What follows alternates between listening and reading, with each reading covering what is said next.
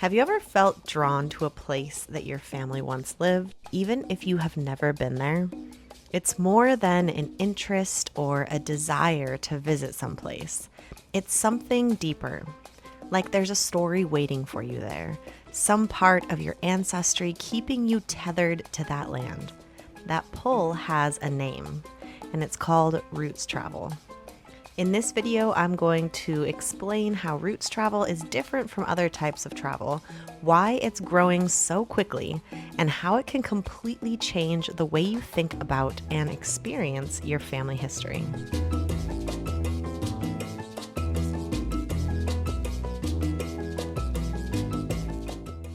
Roots travel is also referred to as ancestry travel or heritage tourism, and it's intentionally traveling to the places connected to your ancestors. It's visiting the town that your great-grandmother left, the parish where your ancestors were baptized, the village your surname comes from. It turns names on a page into places on a map, and that changes everything. Because when you stand in the landscape your ancestors knew, history stops being abstract. It becomes personal.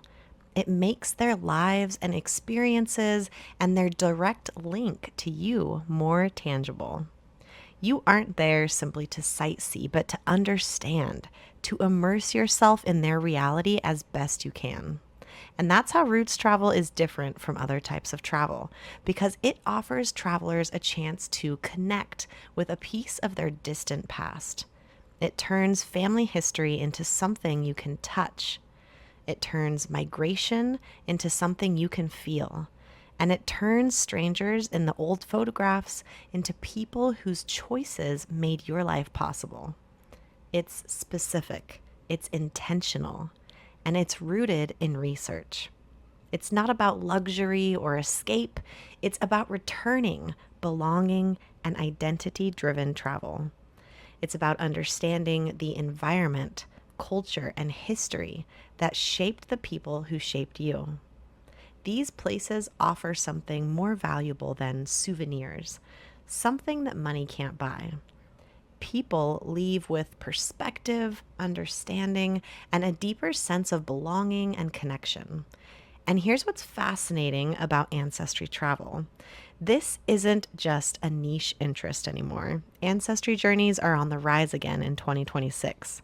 And this has been attributed to the popularity of DNA tests and genealogy apps that have made ancestry more visible.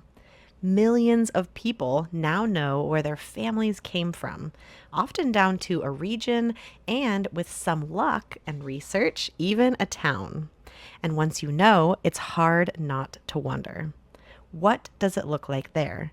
What was my ancestors' daily life like? What would it be like to stand in the same places that they did? There are several reasons this kind of travel is growing. First, DNA and genealogy discoveries that have been bolstered by rapidly growing technological advances. Home testing kits and digital records have made family history more accessible than ever. Second, people are seeking out meaningful experiences.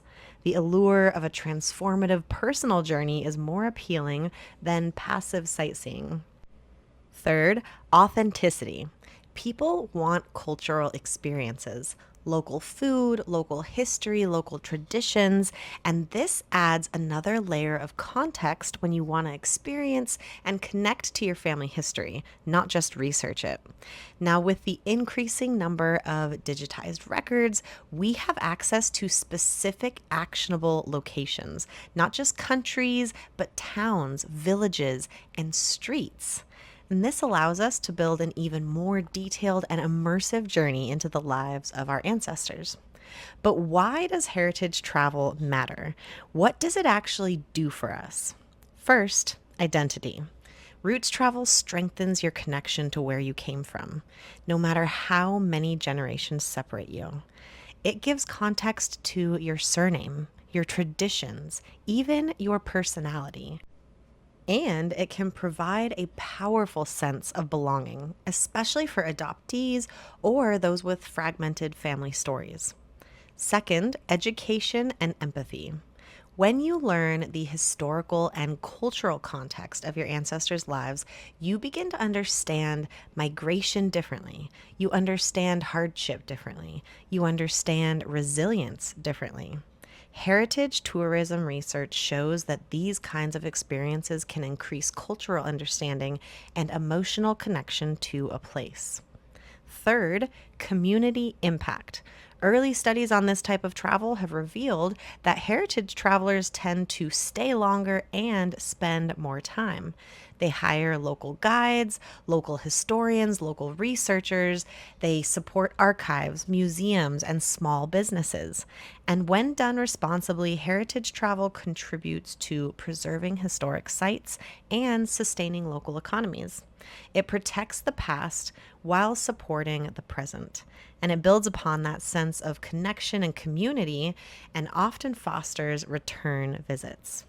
And here is something important. Roots travel doesn't always have to require a plane ticket. Thanks to technological advancements, you can do something that your ancestors never dreamt of. You can visit virtually. You can explore historical maps, walk the streets on Google Earth, search local archives online, watch walking tours filmed by the locals, all of this and more, which I will elaborate on in later videos. But the point is that virtual routes travel can be just as powerful, especially when physical travel isn't possible, or maybe it's just not in the cards for your near future. Ancestry travel transforms a trip from tourism into pilgrimage. It deepens cultural connection, strengthens identity, uncovers hidden family stories. It can even lead to meeting distant relatives. It's often described as a bucket list journey, but it's more than that. It's stepping into a story that began long before you arrived, a story that you've always been part of, even if you're now only just discovering it. And this March, I'm doing something I haven't tried before.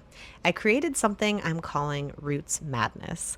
I've built a bracket of 64 ancestral homelands. You may remember when I shared the brackets with you last year.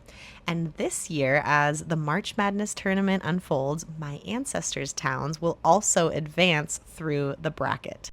And wherever the bracket leads, that becomes my next Roots travel destination for 2027. And I am very excited about this. If you've ever felt pulled toward an ancestral homeland, if you've ever wanted to plan a heritage trip but you didn't know where to begin, you're in the right place. I'll be sharing more about how you can plan your own heritage trip, and I'll keep you updated as the tournament unfolds as well.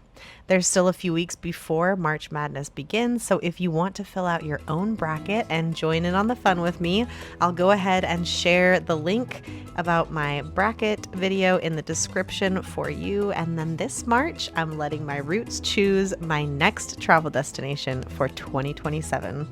And then we're going to plan it together.